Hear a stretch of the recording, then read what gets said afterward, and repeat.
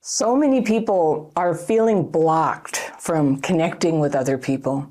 And if you find yourself trying and trying, but everything seems shallow and nothing seems to lead to friendship, or people even seem to be pulling away from you, there might be a problem with your attunement, your ability to sense another person's openness or read the room, as we say.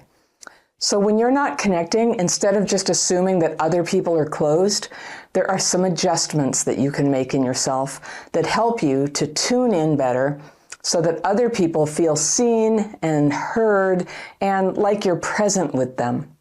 Now, attunement is a super attractive quality to people in almost every context. If you've got attunement going on, people will be drawn to you.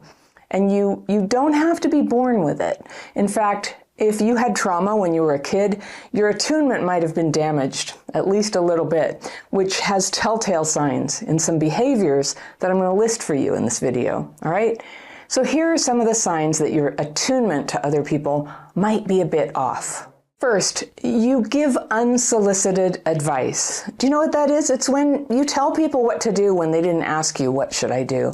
And this is so common. People do it to each other all the time. If you've ever had like a major illness, when you tell people, I have a major illness, I've been in the hospital, you are going to be bombarded by people who are not attuned, who go, oh, you know what you need to do. You know what medicine you need to take. You know what doctor you need to talk to, what device, what machine, what type of diet, what you need to do. And they'll do this around like weight loss, they'll do it around career, and they'll do it around feelings. And I've noticed that among women, sometimes a lot of how we connect with each other is go, hey, how you doing? How you doing? Well, I'm having this hard thing go on. Well, good friends, women friends, men friends, any kind of friends, are able to hear you say what you're struggling with without jumping in and projecting, right? that they have the answer for you and you just got to listen to them. It's a lack of attunement to assume that just because you're having a problem means you are completely out of touch with solutions. So I remember I was in the hospital on and off for about 4 years, some years back. It was really rough. It was an injury caused by a medical error, a surgery where they damaged a part of my body, and I had 14 surgeries for them to try to fix it. And it didn't go very well. In the end, I did heal, but it was a huge process. And when I would tell people about it, they're like, you need to be taking this vitamin. You need to be eating this. And it was so frustrating because the thing is, it was an injury. It had nothing to do with what I was eating. And in fact, in the end, how I healed it was by tuning out all kinds of input and getting in touch with myself. And what I could feel in myself when I became attuned to myself was how traumatized I was inside. I had this like chronic level of freak out going on. I had been going through a lot in my life. I had gotten divorced and was a single mom. I had lost my job. I had tried dating someone and they died. I had this like going on in my body all the time. And when I was able to be quiet with myself, which actually, ironically, being in the hospital allowed, I could feel what was going on. And I returned to my daily practice techniques, which, by the way, if you've never done them, I talk about them all the time on this channel, and you can find them down in the description section. It's a free course. It's a technique for getting the fearful and resentful thoughts out. And it's been very powerful for me to attune to myself. So when people give unsolicited advice, they're basically like jamming the radar on your own intuition about what's going on. It's not a good thing to do. It's a projection of themselves onto you, and it'll generally be received as criticism or not listening, or at best, maybe just like self-centeredness. So it's not good to give unsolicited advice. And you can do something instead, right? You can say, I had something like that once. If you ever want to hear what I tried, I'm happy to tell you. And I'm telling you, they probably are not interested. Sometimes when people are sick or unemployed or having a hard time, they're already overwhelmed. What they need is just to know, like, I'm your friend, I'm hearing you, I get it, I feel for you. You can just be present with somebody when they're struggling without telling them what to do. And when you do that, there's like more closeness comes in. You feel more connected.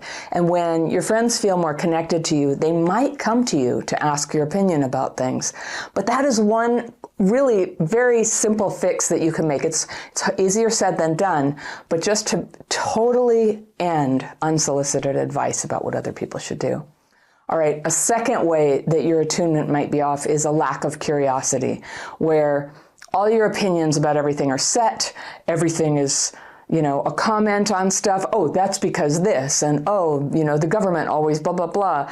And it's instead of having something you ask about, so not having curiosity. So when somebody says something that you've never heard before or you don't agree with, you could say, that's interesting. What made you come to that conclusion? And actually just listen and let go of your agenda to correct them or try to make sure they understand your way of thinking, but be sincerely curious about how other people feel and what they believe and how they see the world. And you can come out of that still disagreeing with them, but closer to them. And I'm telling you, if you haven't yet developed a capacity to be comfortable in the presence of people who have different opinions, I'm not talking about opinion bullies. Nobody's so comfortable with people, being bullies about that. But that's why I'm saying don't you be an opinion bully. You can have an opinion difference and have it kindly without any kind of criticism. And I want everybody to remember, it's actually good for people to see things in different ways. If we didn't, we'd be robots, we'd just be parts of a computer. If we didn't have a different lens on things. And especially in this time where I just think that, powerful forces want us to be angry at each other, want us to believe that there's only one right opinion and everybody who doesn't have it is bad. This is very, very harmful for your relationships. And if you're going to make a positive contribution in the world, you actually need to learn to stay connected with people and to have a social fabric that is tolerant of people seeing things in different ways. Not just people having different lifestyles, which I think is at this time in history, people are a little more tolerant, but seeing things in different ways, and let that be okay. And respect people and not assume that they only have a difference of opinion from you because they're evil or stupid or low information or something, but that they actually have a life experience that's led them to that. Be curious. It's a good way to connect. So you can ask people too, and it's not just about controversy, but when, let's say, people have gone on a vacation, right? You can say, tell me about that. How did it go? What was the best part of it? Is it true that the food in France is so good? Because I was just in France. And it's really fun for me when people ask me questions about my vacation. And then out of attunement, I try not to go on and on, but it really does make me happy when people are aware that, I just did some traveling and I had some hard things happen and I had some exciting things happen. My son got really sick and I hurt my foot really bad, and I don't need to go on and on about it, but I love that people are curious. So another thing you can express curiosity about, and this is a way to invite people into a conversation, and it's actually a nice little gentle tactic you can use if things feel tense or disconnected, but you can notice something that's in the environment. It's so nice when you don't have to always talk about my feelings, your feelings. You can talk about just the world. You can talk about the environment. And so my husband and I were walking the other night, and there was a really nice sunset. And I was saying, hey, come here, look at this. I wonder what makes the clouds do that. They were piled so high and they were shimmering and they had these colors. And I was wondering what makes them do that. And that's me just saying, hey, look at the sunset doesn't tend to get his attention as much as a nice science question. And I didn't ask it to manipulate him, but I just noticed he really likes it when I ask questions and ask him to think about something and about the why of things. He loves that. And so I noted that, to put that in my pocket as a way to connect with people. All right, here's another way that our attunement can get off, and it's insensitivity to other people, especially the high points and the low points. So let's say that somebody just finished a training or got a degree in something. So we know that sometimes, but have you ever gotten so caught up in your own life or gotten so overwhelmed with your own problems that you forgot to ask friends about it? Or to say, hey, you finished the semester, didn't you? And it was your first semester in your new program. How was it? How'd you do? Well, good job. That was a huge accomplishment. I know you going back to school at this point was a big deal. You know, if you think that there's anything wrong with laying it on a bit thick, there's nothing wrong with laying it on a bit thick. People are walking around so hungry to be seen and recognized and validated a little bit. So for the example of somebody who's gone back to school, you know, that is a big deal. How many people would like to go back to school, but really couldn't like overcome all the barriers in front of them? A lot. So when somebody does do it, we gotta like hug that person, celebrate them, maybe bring them a cupcake or whatever, you know, something special to recognize that something good happened. To not do that is insensitive, and it doesn't foster connection. And then conversely, when people have had something sad, so let's say somebody, their parent died, and it's a year later. And this is one thing that like Facebook can be handy for, is you know when it's somebody's birthday, because there was a time when I used to remember everybody's birthday, but now I don't, and I have so many people connected to on Facebook that I don't always even know who they are. So I don't go and rush in and say happy birthday to people I don't know. But I try to show up and honor people for their high points, things like birthdays, or if I'm, scrolling through social media and somebody's showing a picture of a grandchild or a new house or a really, beautiful pair of running shoes or something. I try to show up and acknowledge it for them. I'm telling you, if you want to be friends with people, give them a little validation for what's wonderful and for what's hard in their life. Like that's kind of the material of what closeness is. You don't have to comment. You don't have to relate a similar experience to them. You can just say, oh gosh, those are fantastic running shoes, or the earring that you're wearing just caught the light in that picture and I was scrolling by and then I saw you and I saw how happy you look. Congratulations. So you can always find reasons to give people like a kind word or a pat on the back, and you will be rewarded richly with a growth in your connection with them. Here's a weakness that we have sometimes, and it's a form of our insensitivity. You can't own mistakes. So a lot of us were not trained at home what to do when we're mortified or embarrassed about something we've done, or when somebody tells us, hey, you kind of hurt my feelings. So, what do? We clam up, we get defensive, we explain ourselves and justify it, we point out, well, you did the same thing, right? Or we know that we did sort of something a little bit wrong to somebody. Maybe we forgot to pay them back for a small amount that they lent us at a lunch or something. And we don't bring it up unless they bring it up. So this is another thing that's part of insensitivity. And it's totally like how people were socialized. And if you weren't really cared for as a kid, it can be really easy for your mind to always flip to trying to relate to somebody when they tell you something hard. So let's say somebody says, yeah, I went to the doctor last week and it turns out I have skin cancer. And here's what an insensitive person does, trying to relate, say, oh, wow, my aunt had skin cancer. And, she had this thing and they took them off and she did this thing. But you miss the part where you go, oh, wow, are you worried about it? How do you feel about it?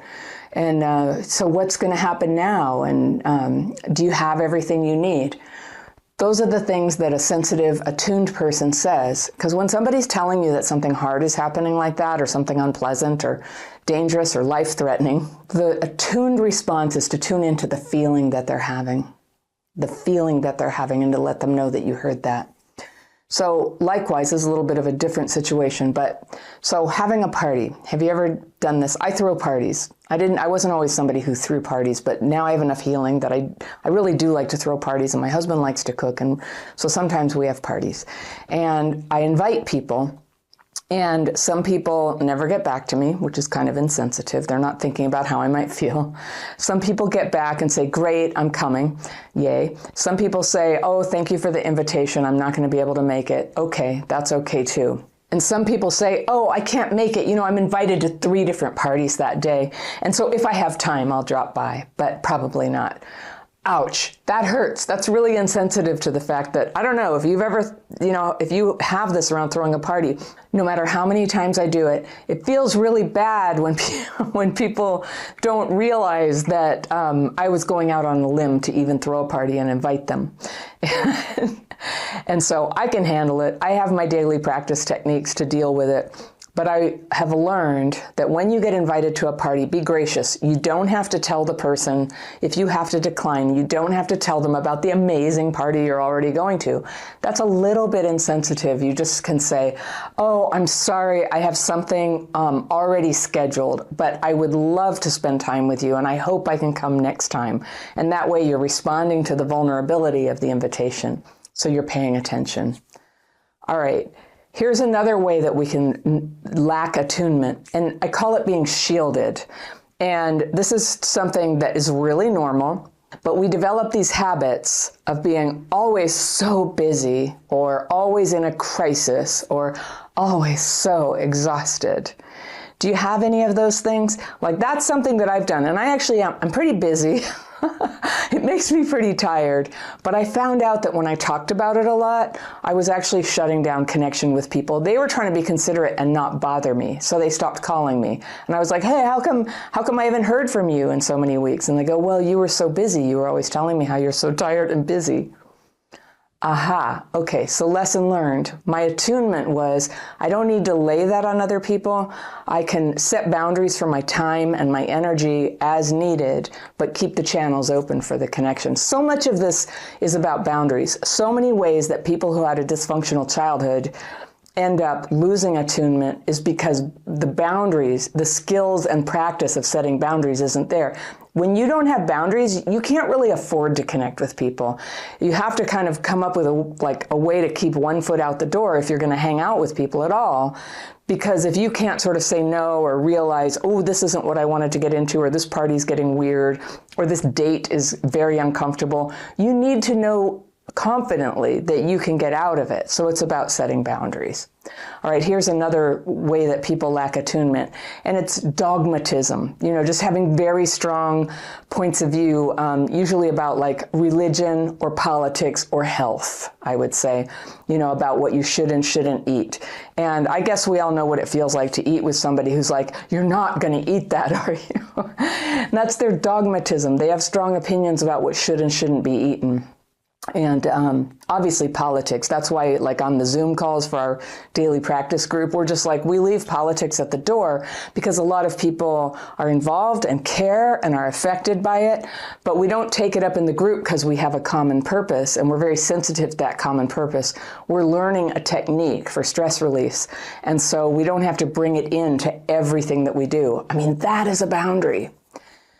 With religion or lack of religion, a lot of what I've learned about people and about trauma, I've learned from reading the comments on the 700 or so videos that I've posted on YouTube. I can't even remember how many. A lot of videos. And people comment, and I try to read all the comments. I don't respond personally to all of them, but I try to read them. And there can be these very dogmatic comments there sometimes. So somebody might put a comment. It breaks my heart, this incredible tenderness that people bring sometimes. And they've watched a video that I've made, and they're telling me, or maybe they're telling other people in the comment section. I try to be attuned to that. I don't have to respond if they're sort of saying something to everybody. But they will come in and just share, like, oh, this video is talking about something that's been so hard for me. And I've been sad all my life, and I'm feeling scared and discouraged about how I'm going to turn this around. I've tried certain things, it hasn't worked, and I'm a little bit hopeful, but I hate to get my hopes up. They're saying something so near to their hearts. So there's these very attuned people who will come in sometimes and say, I'm so proud of you, or I hear what you're saying, I relate, and I hope you'll persevere. I know you can do it. So attuned and supportive things. And then there's people who just come in and say, well, that will never happen because people are just jerks. That's dogmatic. That's a very negative point of view that they have, but they're basically putting their belief system out there I do a video, let's say, about like being attuned or something, and they just come in and say, it doesn't matter if you're tuned, nobody cares, nobody listens, all men are just terrible, or all women are just this. Or here's one, like I love religious people, but there's a way that some people are dogmatically religious and they get in there and somebody has just said they're struggling with something, they've been trying so hard, and they go, you just need Jesus. And I understand what they're saying, but the thing is, if it were true that you just need Jesus, then everybody who went to church would be a perfect person, which is obvious to the eye and ear that everybody is struggling. All people are human, whether they're religious or not, or this religion or that one, or spiritual.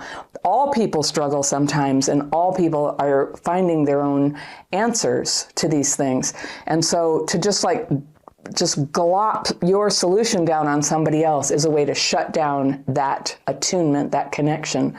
And if you do want to influence people, if you do want to help them, if you think that the way that you do life, the way that you are spiritual or not spiritual, but that you have ways that are helpful and you want to influence people in a positive way, you start by allowing them to be themselves, and you give them space to find out who you are. And if they are attracted, they might ask you about it.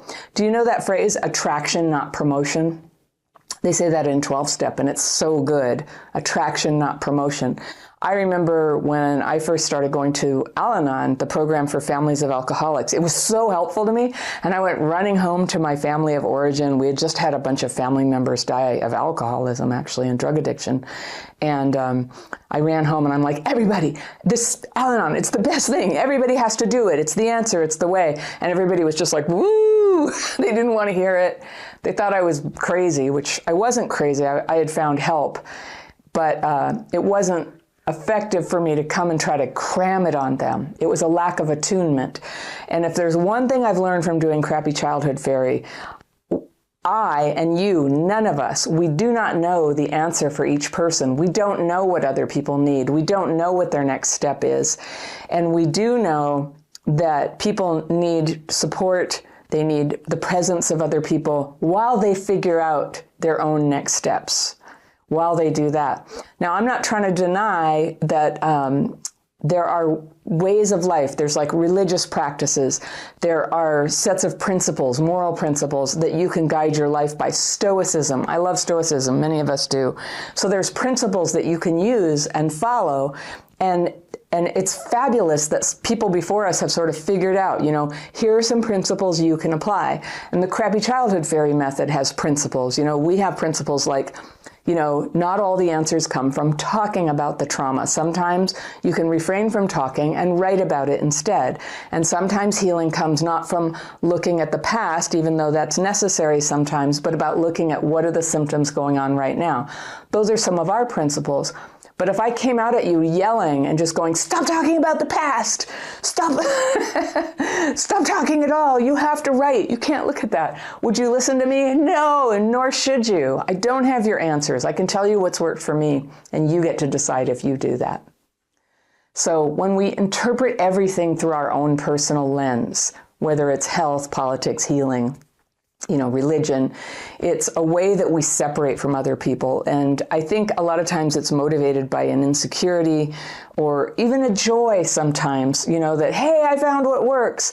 But in maturity, as we get older, I might be older than you watching this for some of you, and I'll tell you, you start to learn like it just doesn't work. And that's also why in our daily practice calls and group coaching calls, we say don't give unsolicited advice, especially stuff like, you know what you need? You need a good therapist. That's really common. A lot of people, if it's not like a religious thing that you have to do, that they believe that you just have to do and it will solve all your problems, they think that if you just went to therapy, it would solve all your problems.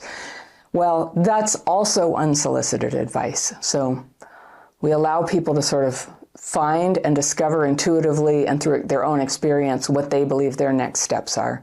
Unless they break the law, in which case we decide for them. That's the exception. All right. Another way that you may be lacking attunement and sort of pushing people away is by being untrustworthy. And I'm talking about very specific, subtle things that not everybody realizes they're doing. One is gossip, all right? Gossip is very fun to listen to. And it also clues us in that the person who's doing the gossiping is not a safe person to tell things to. So simultaneously, we would be drawn to somebody who's gossiping, but pull away. So if you're doing gossip, talking about people who aren't present, for entertainment purposes, even if they're strangers, you're cluing other people that you're not quite a safe person. And so, consider letting that go, just not gossiping. Another sort of habit of speech that can trigger people to feel sort of unsafe around you is exaggerating. And I'm the queen of this. Which is an exaggeration. I'm not the queen. I'm not the worst there ever was. But I had a habit of speech, and maybe I still do. I've worked on it. But where I will sort of like push it to the top. I'll be like, everyone feels this way, nobody ever da da da da da. And I've tolerated so much all my life. So I just use these like nobody, always, ever, all my life. Can't, won't. And it's an exaggeration. And I'm trying to make my point, where I think it comes from is I wasn't listened to very well. And I probably developed a habit of being a little more dramatic to try to like grab people by the ears so they would listen to me, the grown-ups in my life. But the thing is, it comes off as a little bit, shaky as a trustworthy person. That's not the person who exaggerates. Comes off as a bit of a loose cannon. And so that was something that I had to work on. And then here's one that I don't like, because I'm a really busy person. I have a little bit of free time, but sometimes people will say, hey, you want to get together? And I'll go, yeah, sure. And they go, when are you free? And I'll go, well, I have this time and I have this time. And they go, okay, I'll get back to you. And often they don't. And that feels a little bit untrustworthy to me too, or it hurts a little bit. And it makes me a little reluctant to make a plan with people if they don't just come through. Like if you ask, then come through and you tell me when you're available and let's get that thing decided. Or say, I can't decide right now, but I'll let you know by this time so that I'm not holding all that time available. It just hurts a little bit. It hurts a little bit and feels untrustworthy. I guess what people call that is flaky. So why do we end up with these habits? Even if we're good people, why do we end up with these habits that lack attunement? If you recognize these traits in yourself, it's very likely that you developed them because your family had those traits, or they didn't train you. They weren't really present with you, socializing you and teaching you, sort of the fine points of interacting with people and how to be an attuned person. Now, even if they trained you, if you went through a lot of neglect and abuse, that kind of trauma can dull your attunement. Attunement is, it's not just something that you learn, it's a neurological function. It's something that you can sense with your nervous system. Like when you walk in and you're like, oh, what's going on? There's some sort of like grim mood in the room, or everybody seems like they're laughing behind my back. Like you can sense things, right? But when you've been traumatized, either because of the neurological injury or because you were gaslit about what was really going on, like, mommy's not drunk, get in the car. Either the neurological injury of neglect or the sort of lying to you about reality, you're not good at reading the room. You're not good at reading the signals. Like, even if somebody has to kick you under the table, instead of just like feeling the vibe when people are like, don't talk about that thing you're talking about in front of everybody here, it's private, right? That's attunement. Attunement, being sensitive to when people are trying to signal you, like, don't talk about it. Or come here and help me out. I feel threatened by this person. So also, because we're living with trauma symptoms, we can tend to fill up with fear in social situations. And you know what happens when we're full of fear? We become very self-centered. And I don't say that in a judgmental way, but it's just like, it's very hard to pay attention to what other people are feeling and what's going on when just trying to be okay in the moment is kind of using up all your consciousness. I always use the analogy, it's like having headphones on, very loud, but pretending you're in the room, but you can't really hear people. So you're not attuned. And then, to be actually self-centered is to see people as like, are they a good companion for me? Do I like how I feel around them? But not really asking ourselves the converse. Am I a good companion for them? How are they feeling around me? And a good attuned person is able to hold both of those things. Like, how am I feeling? How are they feeling? Am I a good friend? Are they a good friend? And once we start making mistakes and we feel some shame, we can get very defensive. And when we're defensive, it'll feel like any bit of criticism, if it's coming, if I did something wrong and you're about to criticize me, it feels like it's going to tip you over. It feels like it's going to break you. At its worst, trauma can make criticism feel like a mortal threat, and that you'll just die if it gets in, like you can't let it in. And so defensiveness is a survival strategy, but it works terribly in friendships. So when somebody's unhappy about something, now I'm trusting that you're choosing friends who have criticisms that are not vicious and irrational. And actually, I know we've all had those friends too. So that the rules don't apply to that. You need boundaries with people who are vicious. But when a friend is saying, hey, you really hurt my feelings, and if all you've got is defensiveness, what's going to happen as a consequence of that is a pulling away. So if you can hang out and hear what it is, and very gently with yourself and gently with them say, oh, I care about this. I want to hear what it is. I want to hear what your experience was. And then try not to say anything. Don't say anything right away. Just hold on. Just let it go by, right? Let it go by. If you don't know what to say, you can say, all right, I'm going to think about that. Thank you for telling me. And then you can think about it. I don't know about you, but with criticism, sometimes I need a lot of time to process. My husband is more introverted. He needs a lot of time to process basically everything. And sometimes if feelings are up, I'm just like, no, I want to process everything like right now. I want to talk really fast. I want to talk about everything. And he'll just be like, whoa, and he pulls away, right? He pulls away. So I make allowances for that. Now I know him well enough that he doesn't process everything so fast, and I have to give him space. And that's his defendedness. My defensiveness is to start like refuting and be like, no, I didn't do that. No. And it's not good. So actually like getting a little space and asking for it is a positive thing. Just saying, all right, I'm going to think about that. And then if you really want to go to the advanced level, get back to them about it. And even ask a question and say, hey, I wanted to ask you something about that. When you said that you felt like I was not talking to you at the dinner party, I was just wondering, was there a particular moment that was the most hurtful? Because I want to understand what happened. For that, you get an A. If you can learn what it is, if you can be open to what it is that's pushing people away, that's making your relationships too watery, not as substantial, not as solid as you would like them to be, you win. This is how your life becomes rich with relationships. All right. You're going to need boundaries. Like I said earlier, you're going to need to have confidence that you can get out of a situation, and therefore you can afford to get into a situation. So when you get invited to do something new or hang out with a group of people you've never hung out with before, people who have trauma wounds will often isolate rather than do that because the triggers that could be set off could be too much to deal with. When you have boundaries that you can just say, hey, everyone, I think I'm going to call it a night. Thank you for a nice night out. And they'll say, hey, where are you going so early? And you go, I know, but I was just realizing I need to go right now. A very gracious exit is your boundary. You'll be confident in using your boundaries when you know how to use them elegantly with the least amount of offense to other people. Also, to learn how to buffer your strong emotions. If you had trauma, sometimes emotional dysregulation is going to bring your emotions kind of rushing out quite strongly.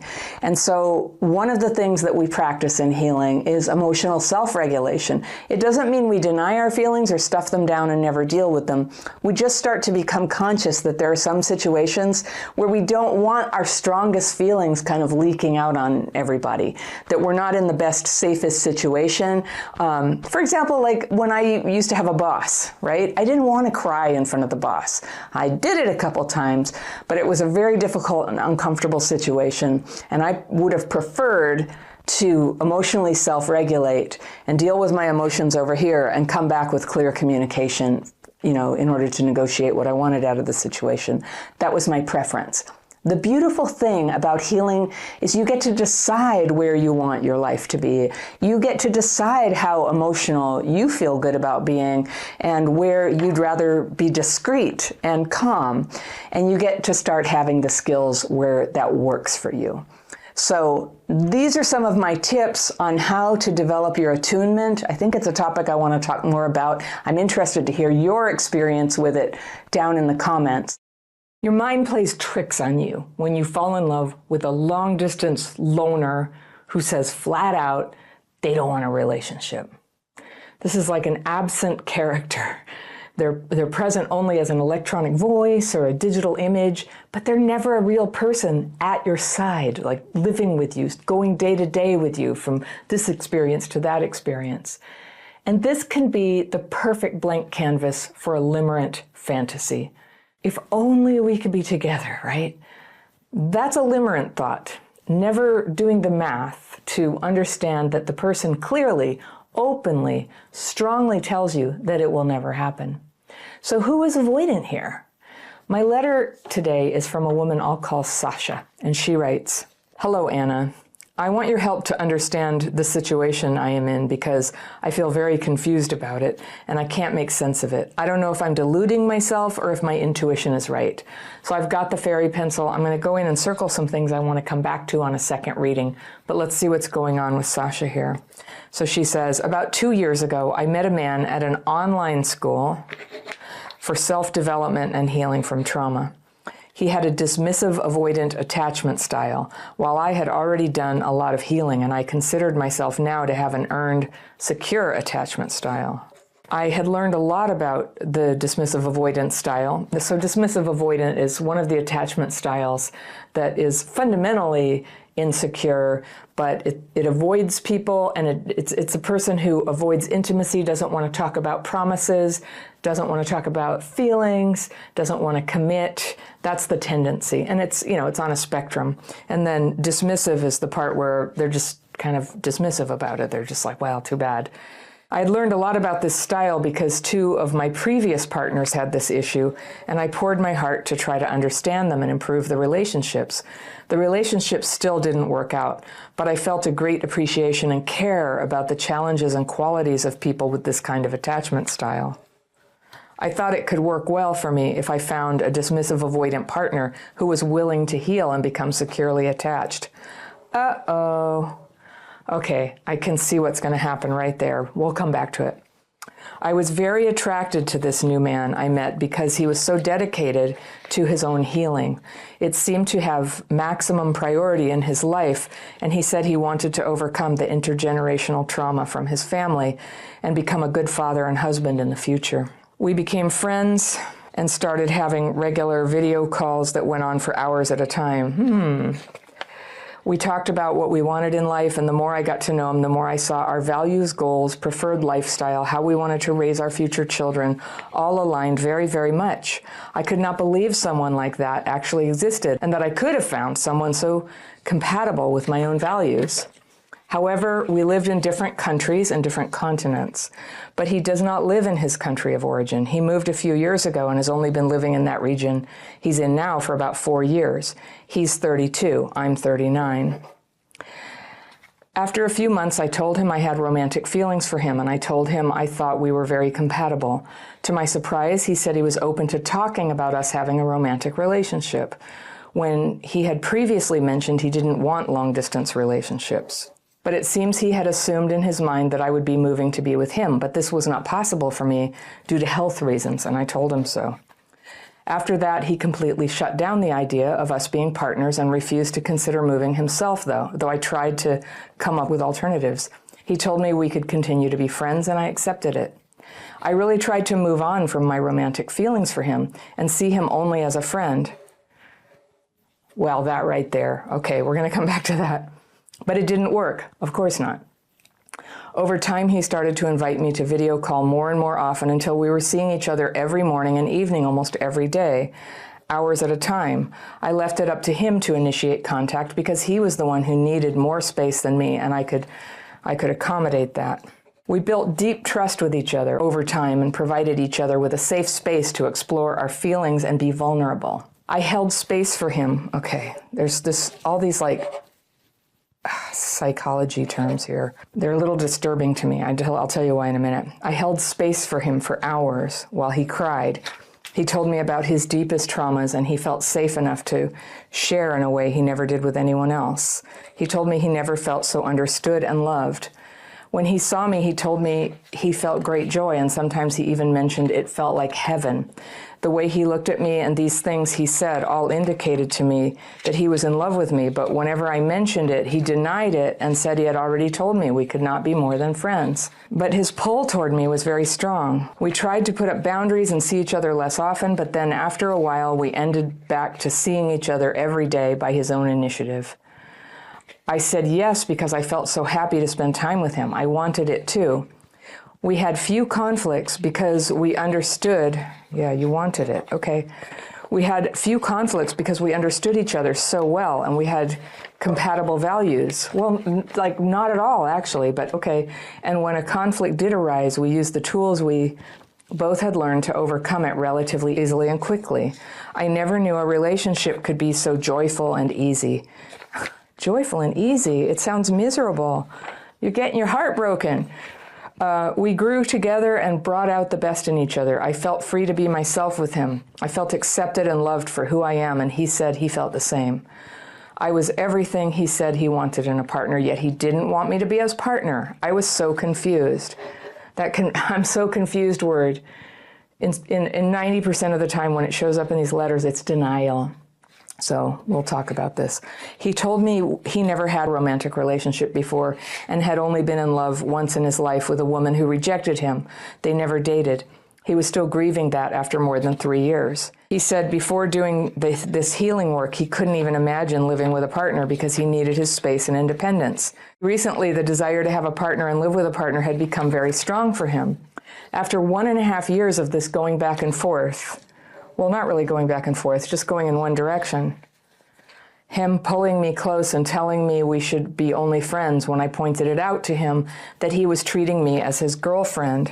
I decided that it was best for us to go no contact and move on because I could not stand it anymore when he started talking about wanting to find a partner who was not me and potentially dating other women. It's been 6 months since we broke up our friendship and we've been in absolute no contact for 3 months.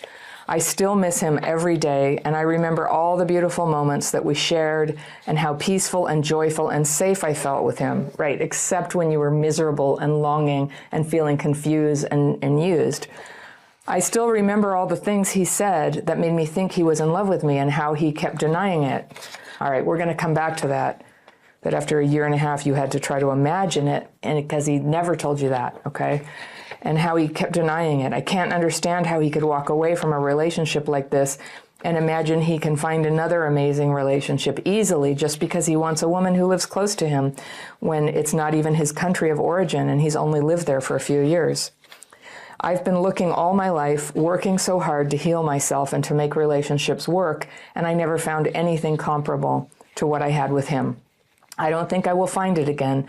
Being realistic, I tried meeting new men, but they were disappointing and behaved in unhealthy ways that I'm not willing to tolerate anymore.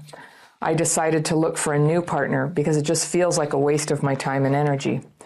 I need your help to give me perspective. Am I just deluding myself here, thinking he's in love with me? When I asked him to give me a list of reasons why he didn't want to be my partner because I was having difficulty moving on, he refused. He never gave me a straight answer and got triggered and defensive whenever I tried to talk about it. The only clear reason was the distance, but to me, that does not seem like reason enough to give up on the love of your life. This is an issue we could overcome if we work together, but he didn't want to. I just feel so confused and can't make any sense of this situation. How do I move on? How do I open myself up to love someone new again, even when this beautiful relationship that was more than I ever hoped for also didn't work out? It all just feels pointless and hopeless. I hope you can help me. And that is from Sasha. Okay, how sad that you think this relationship was more than you could ever hope for. I'm going to start right out by saying, girl, you need to hope for more. You need to hope for a physically present partner who is really into you and wants to be with you and says so. So I'm just going to set the bar there. That's what you didn't have.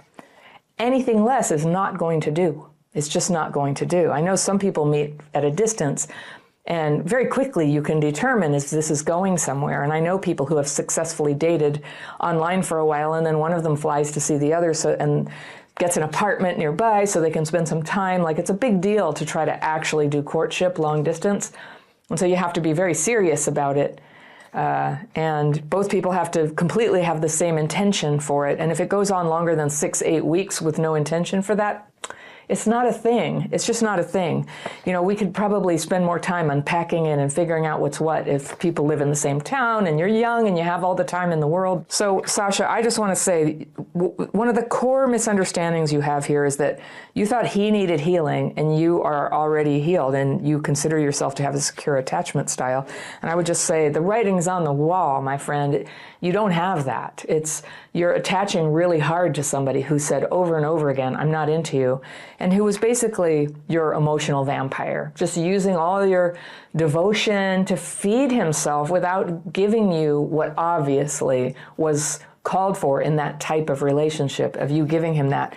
Now, I don't really want to talk about him being a bad guy. I want to talk about you being limerent on somebody and using all this psychological jargon to make it sound healthy and wonderful and gaslighting yourself that it's the most wonderful relationship ever. This is not a wonderful relationship. It's a vampire you signed up for. Okay, so you've been going to this program, and I just tell you, like, when I hear online school for personal development and trauma healing, like, that could be really good, but if people are trying to date in that environment, there's going to be a lot of people who have a lot of trauma. There's a lot of limerent, weird stuff that goes on in personal development gatherings of any kind, and online is like a double element where limerence and sort of deception and, you know, we can build people up into something they're not, that we would figure out very quickly if we saw them. You'd be able to feel because what was going on here is he was obviously very avoidant. Okay, fine. But you believing that, but if we would just work together, he would love me. That's whoops. Even people who are totally available, if they're not into you, it's not happening. That's the problem. I'm being very tough fairy with you because I'm trying to get through your idea that you're so healed and what's wrong with him that he doesn't see that you're the perfect match. So because you will give your entire life to somebody who tells you over and over again, I'm not into you in that way, and then you sit there and hold space for them, as you say, that is psychobabble for just sitting there being a sponge, a codependent sponge for somebody. Don't do that. He's not that for you, or maybe he was, but I have some workarounds you can use so that this never happens again. So let me get to that. Let me just come through this stuff. The video calls were an hour at a time. Were hours at a time. They went on for hours, even though he said, I'm not interested in you in that way. And you're like, that's okay. I'll give you hours of my time every day at your disposal and on your schedule. Well, he doesn't seem like a great character for doing this to another person, but I just want to say, you kept signing up for it, and in your mind, you're just thinking, surely if I do this for him, he will love me, and if he keeps coming back for more, it means he's in love with me and wants to be with me. But you've got to listen to what people say, first of all. They say, look at what they do, not just what they say. But when it comes to saying, I'm really in love with you and I want to be with you, that doesn't work two ways. People have to be saying that for it to be true. They have to be saying it for it to be true. If they can't say it yet, they're not ready to say it yet. Because it's not something they're prepared to deal with or act on. But the fact that he went looking for another relationship is flat out evidence that he really wasn't kidding you. He wasn't interested in that. But he was happy to have a friend who would be like a free therapist for him. I'm very glad you outed yourself. You told him how you felt so that you could move the story forward and not just be stuck in a fantasy. And then you decided to be friends. So I used to have this kind of messy relationship in my life too. And it was a miserable many years that this went on. And it stopped 100% when I did a couple of things. And one of them was I did not stay friends in any relationship with a man where one of us had feelings and the other didn't. That's a myth that you can just carry on and revert to friendship on that. Maybe after 10 years, maybe after 20 years, but even then, who knows?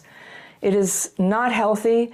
It's an avoidance strategy of your own, and that's kind of what I want to call you out on. You have become the perfect girlfriend for somebody who's totally avoidant. You're online, you're there for him, you adore him. He has to give nothing, no promises, and when he gets the whim, he can go for somebody else. It's like the perfect girlfriend. So I use a word here called crap fit, meaning we fit ourselves to crap, to unacceptable situations or unacceptable people. You like the person, but the situation was He just, he wasn't going to give it back to you. It was unrequited love that went on and on.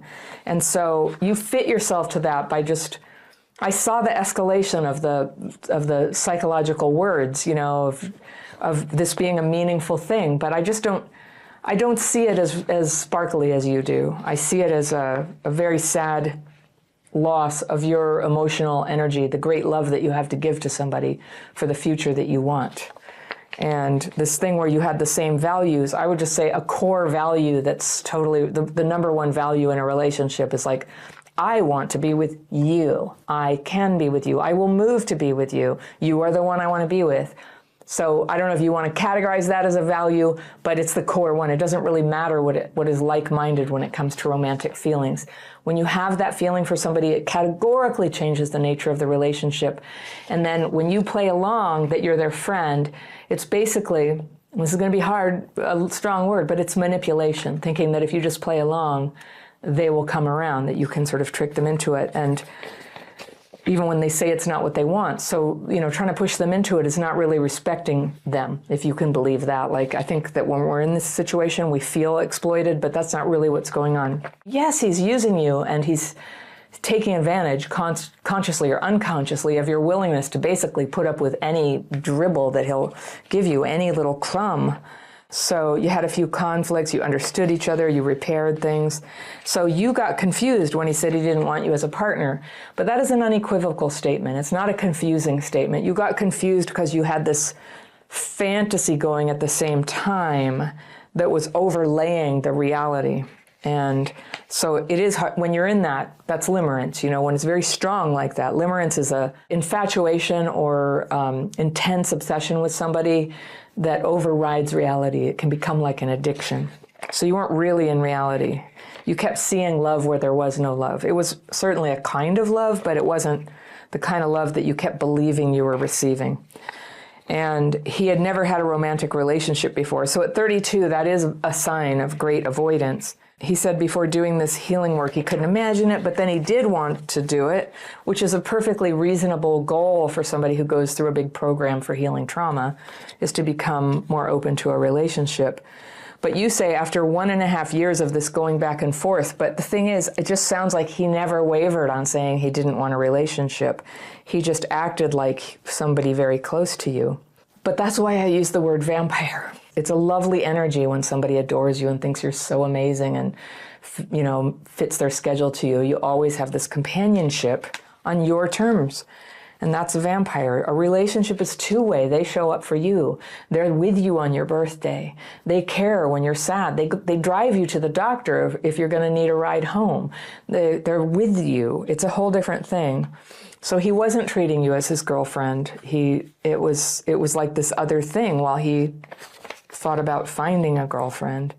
I could sure see why it felt like that for a long time, but I'm really proud of you for asking him directly and getting your answer, and then you just got stuck when you had the answer.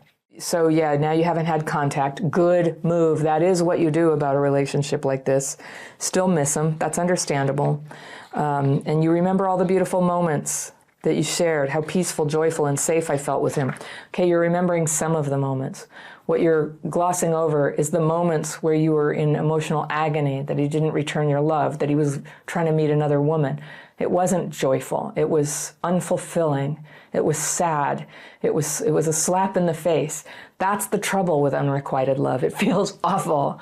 It feels good at first because it's a little bit of a respite as long as you have hope.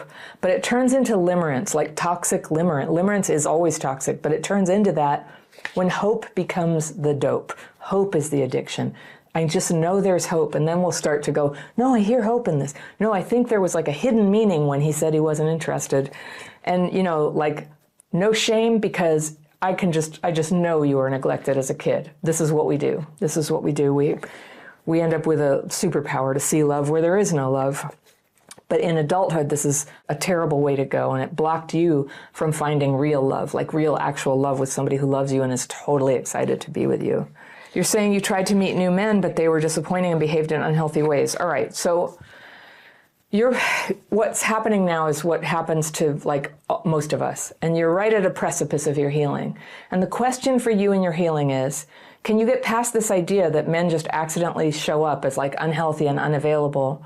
Or can you see that actually you are choosing them? You are falling for them, choosing them, investing your emotional energy in them. The alternative is you shut it down as soon as you realize it's not going anywhere, and you continue to date and see if you can find what will work for you.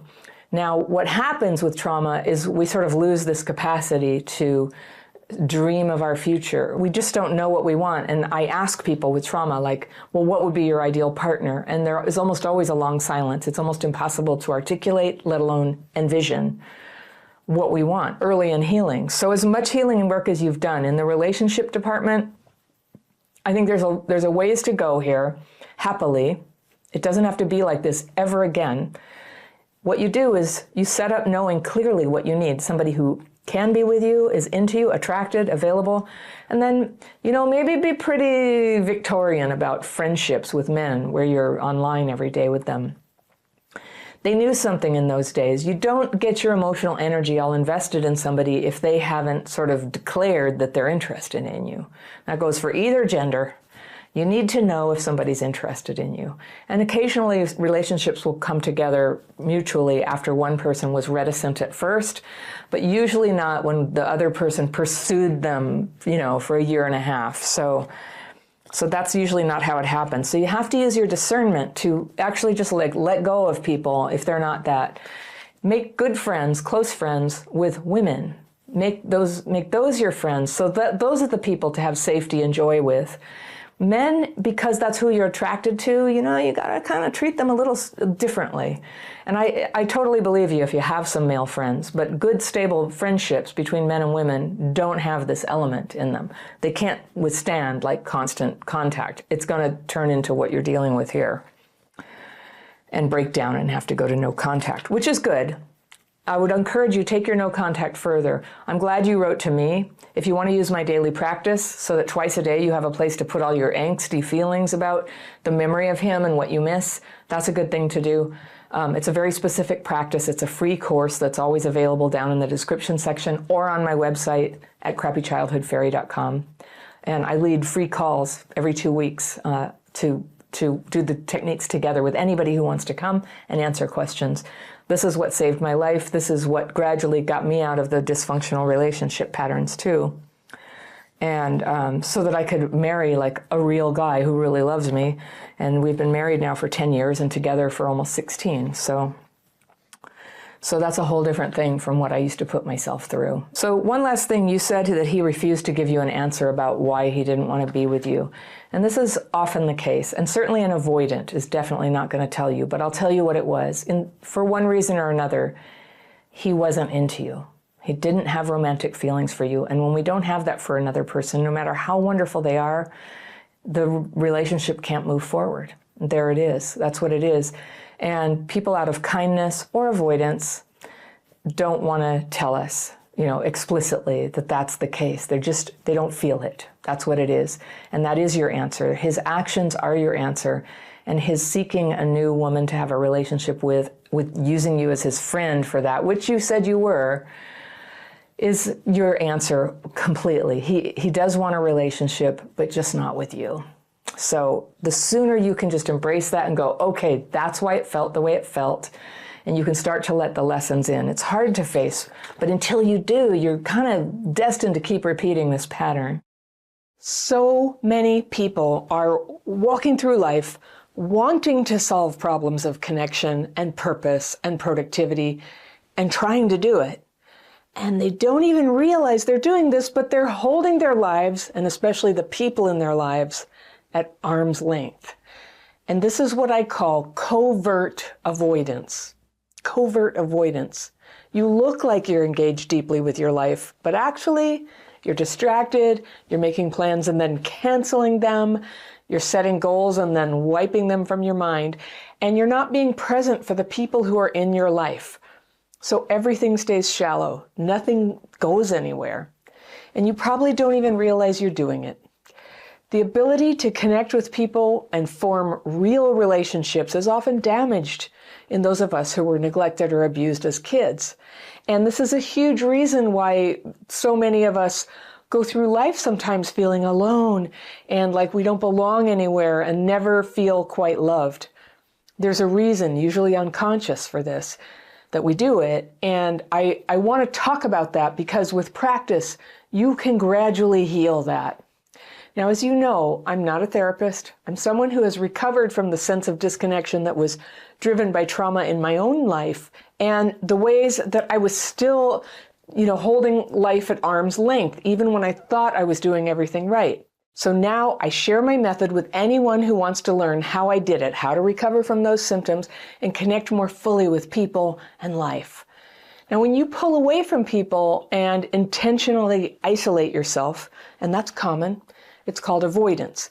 But with covert avoidance, you're not isolating intentionally. You might have a good career, you're friendly, you're interesting, there are people in your life, maybe even a spouse or partner, but there are these hidden, covert ways that you keep your interactions brief and superficial. You keep one foot out of relationships all the time without anyone quite knowing that that's your pattern. Sometimes you don't even realize it. But if you've been trying to connect better with people and improve your life, and it's just not going very well yet, it could be time to look at whether you're unwittingly sabotaging your own efforts with covert avoidance. To be happy and to fulfill your potential, you'll have to be able to form warm and trusting relationships with other people. And if when I say that, you feel like, dang, I don't want to do that, I do understand. And I know for a few people, they're so traumatized they really can't do people right now, and that's okay. You can keep listening to think about what you might want to do in the future to reconnect. For people with past trauma who get dysregulated, it is stressful putting yourself out there. But personal growth can only go so far in isolation. So if you're faking your connections, you are faking your life. So what can you do? Well, the first is know the signs. Here they are. Number one, you find yourself surrounded by people. These could be family, groups you're in, friends, but you hold yourself a little bit apart from them. Two, you're good at appearing and sounding like you're enthusiastic about time with other people, but you secretly don't look forward to it. Three, you often claim to be too busy or too tired to follow through on commitments or to agree to plans. Four, your partner or your friends complain that you're far away, uninterested, or uncommitted, even though you do and say all the right things to convince them otherwise. Five, you often cancel appointments at the last minute or you're late. Six, when you go to social gatherings, you look for ways to keep conversations short. Seven, in groups where everyone is supposed to contribute, like a fundraiser or a potluck dinner, for example, you tend to contribute less than other people. Eight, when you tell people why you can't come to or didn't show up at the event where you were invited, you tend to exaggerate problems, even fib, lie about them, like say you were sick or you got injured or you were too busy or you got stuck in traffic. That's a favorite. 9, you tend to go for partners who are unavailable, inappropriate, or not into you. And most of your relationships feel superficial. And you might feel pain about this, but you do it again and again, so it's a pattern. It's a pattern of covert avoidance.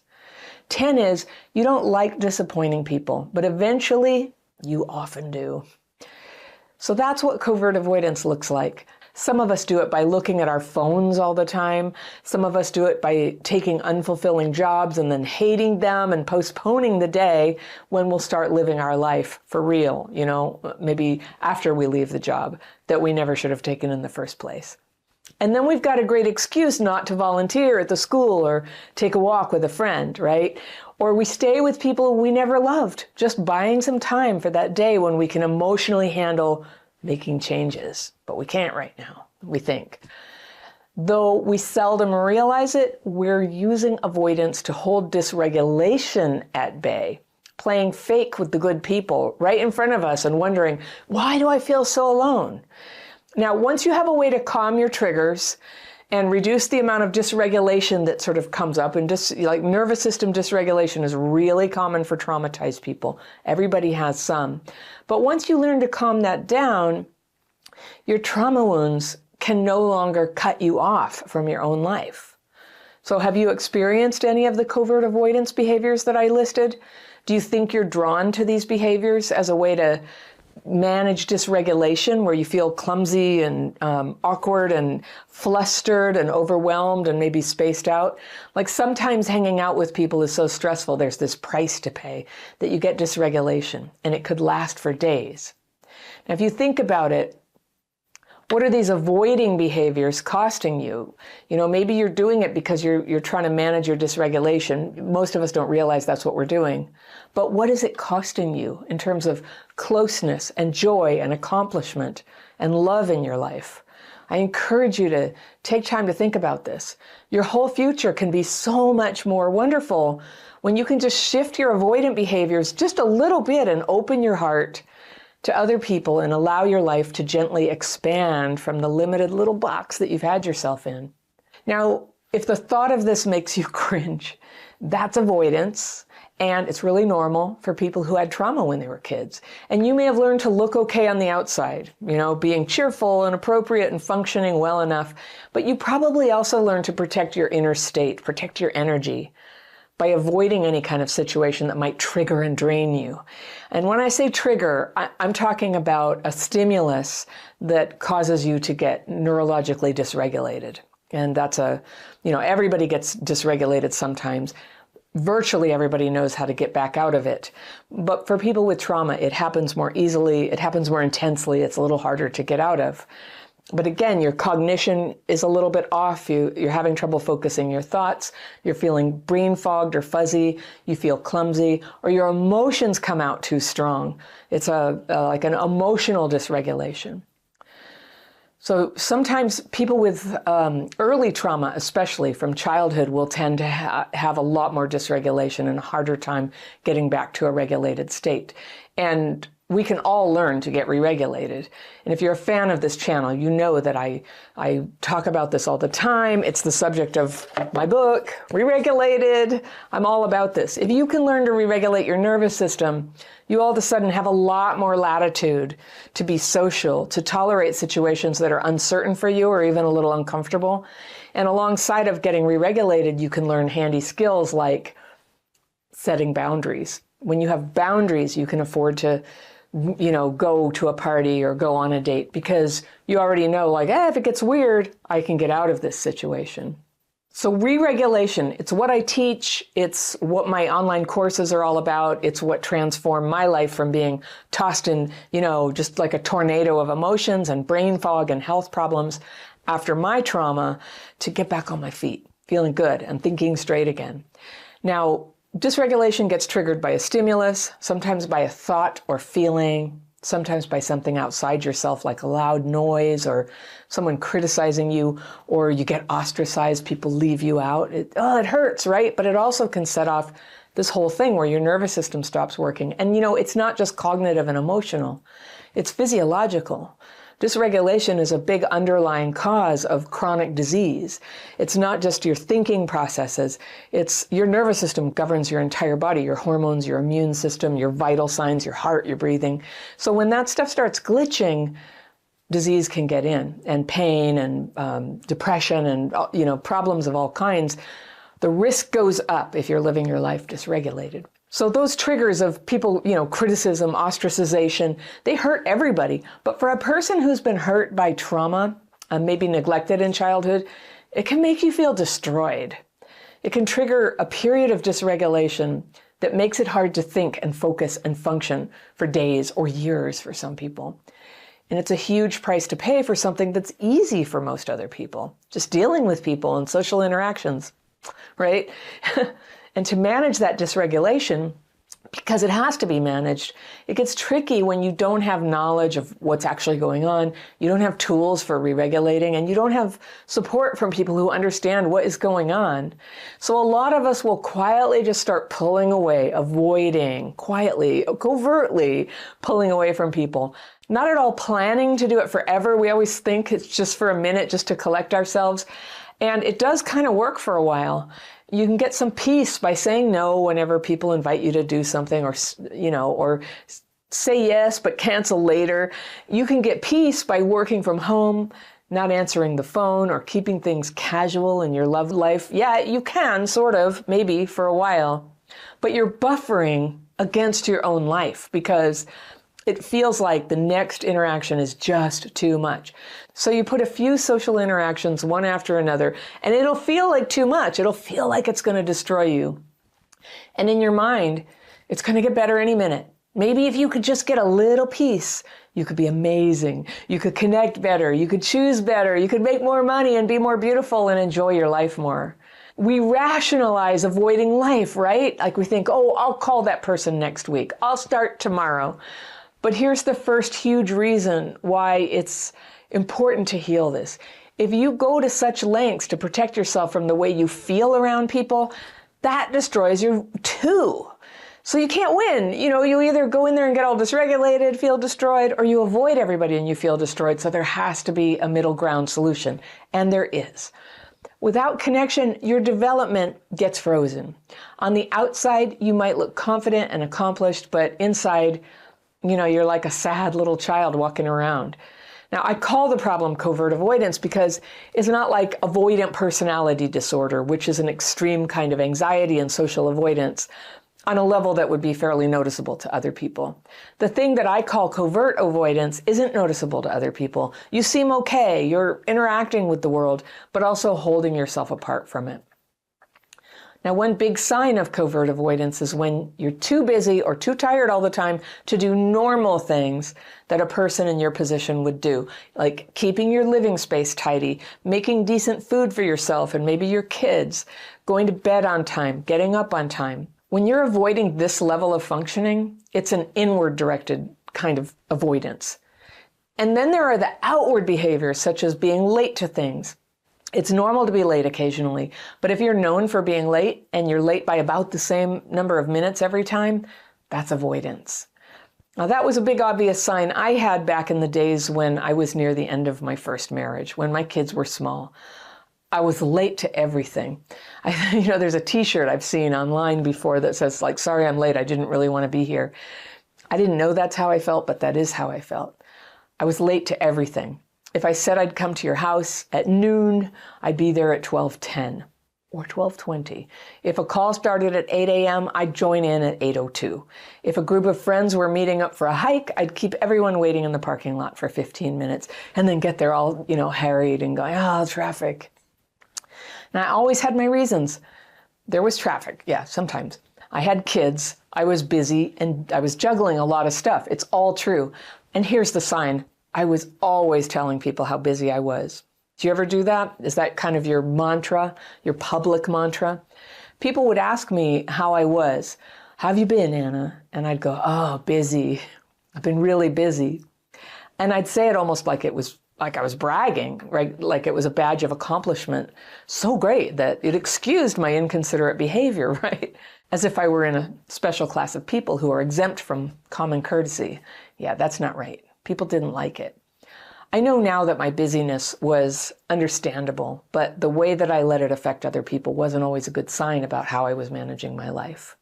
And that my, broadcasting busy, I'm so busy, the busyness to the world was actually a form of covert avoidance. Being busy all the time and talking about being busy was an attempt to, shield myself, keep everyone's focus out here and not in here where I wasn't feeling that great about myself. Do you do that? Because for me, even though I was juggling a lot at the time, I was a working, divorced mother of little kids. Sure, you could take everything I did in a day to which I was showing up late and do it in the same amount of time, but just shifting the time to 20 minutes earlier. And then I'd be on time for everything and it just would have been less stressful and it would have helped me connect better to other people. In my mind, I couldn't make that shift because I was too busy. But in reality, I was shutting people out. I was shutting my life out. I needed that buffer, I felt. I was angry at my life and I didn't want to be in it. And I was ashamed. I didn't want people to see, how I was struggling and failing. And that's not really a good strategy either, to sort of hide when you need help. And in particular, I was unhappy about how my marriage ended. And I was emotionally overwhelmed and, pretty much all the time. And before the marriage ended, I was just like, I was trying to hold on to the marriage, and I would sort of manage that by keeping everything else in my life at arm's length. So, what ends up happening when you do that, when it ends, is you're disconnected from your whole life. So here's the second reason I'm giving you today about why now is a good time to start healing your covert avoidance. When you start opening up to real connection with people, you will begin to see more clearly what you've been afraid to look at in your own life. Whatever you have felt ashamed of, whatever has felt undoable for you. And when you stop hiding, you'll be better able to see. Now, back in the days when I was shutting people out, I didn't know exactly how to start opening up to people, how to make that work. And it hadn't gone well for me. And back then I didn't know that what was going on with me was PTSD from childhood. And I thought I was just a big secret failure, some sort of strange exception compared to other people who just struggled more than everybody else. And I was trying really hard to have good relationships, and I was going about it all wrong. I was trying not to be any trouble for people, probably an old idea left over from childhood that my feelings and needs and even my existence were a problem for other people. So I just try to muddle through. And getting through hard times all by yourself is a good thing to know how to do, but there comes a time when the avoidance has to stop if you're going to be happy. So it came to a head when I had a few years where a huge medical problem from an injury had snowballed into a whole series of surgeries that kept having complications. And this was right when my kid's dad and I separated, and we were hardly speaking to each other. And because for years I'd formed only superficial, put on a happy face friendships, I wasn't close to anyone anymore.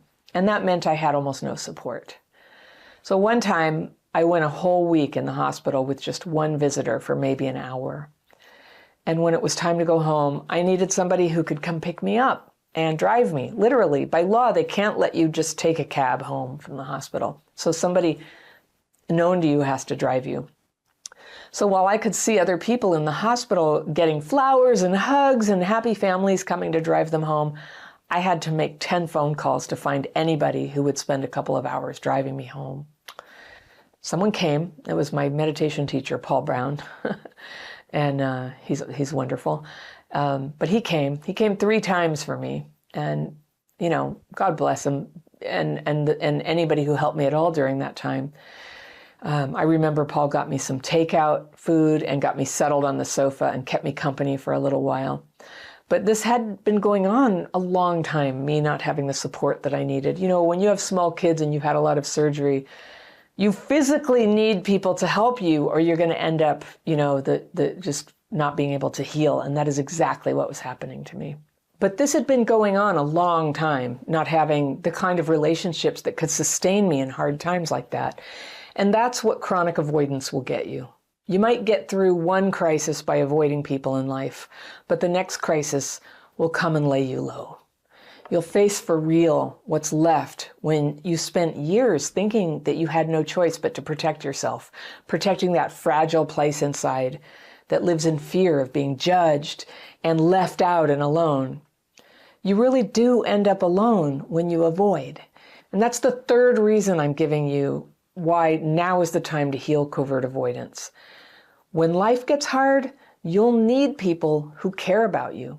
And they'll care for you because there's a long history of close connection, caring both ways, along with love and friendship and practical things.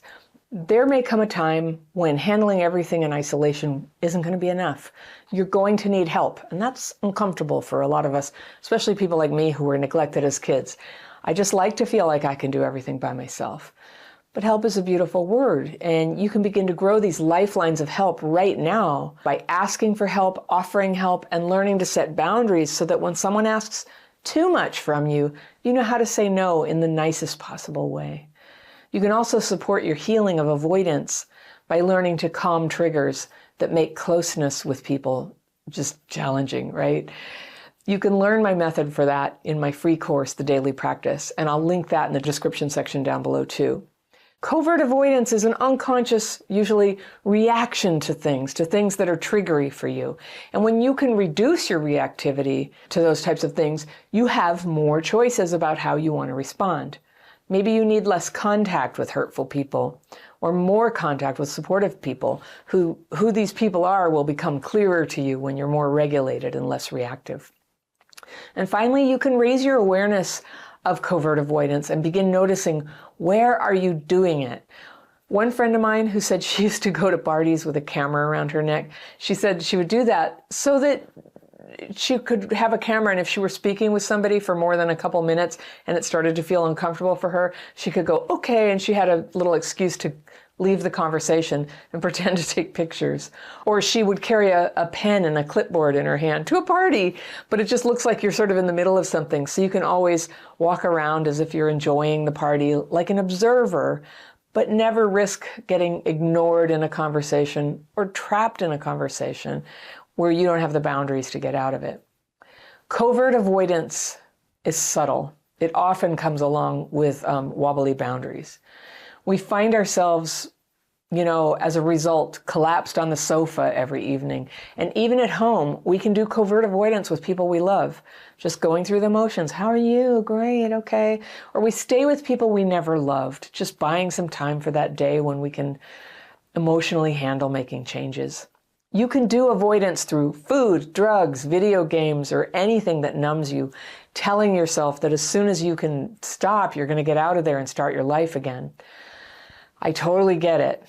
And until you have a way to calm your triggers and handle stress when it comes, because it always comes, your trauma symptoms are going to dictate that you will be cut off from your own life. So thankfully, there is a way to calm your triggers and re-regulate, so you don't have to avoid anything. You don't have to fix your whole life at once either, which is good. Sometimes if you just orient yourself toward healing, and you can do one small thing a day, then more changes follow naturally.